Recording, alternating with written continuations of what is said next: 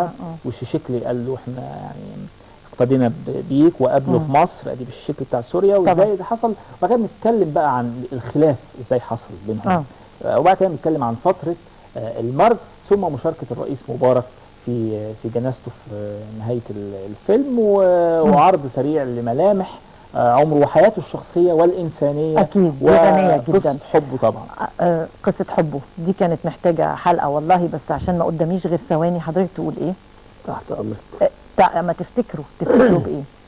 افتكر انسان كان قادر تماما على القضاء على كل مجلس قيادة الثورة، واتعرض عليه هذا الكلام عدة مرات.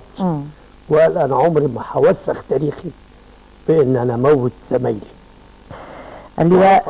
اللواء متقاعد ابراهيم عبد الله، كبير عائله الرئيس محمد نجيب وابن شقيقته، الكاتب الصحفي محمد ثروت، المتخصص في اسره في تاريخ اسره محمد نجيب، واستاذ محمد يوسف نجيب حفيد الرئيس محمد نجيب. انا بشكركم. طبعا الرئيس محمد نجيب محتاج حلقات كتيره جدا، مش الحلقه دي لوحدها. قصه حبه دي اوعدك اولا جواباته الغراميه، اول رئيس نكشف عن جواباته الغراميه واشعاره وقمه الادبيات. ما تحرقش، اوعدك بحلقه قريبا ما تطلعش مع حد تاني. اوكي، اعتبر ده وعد.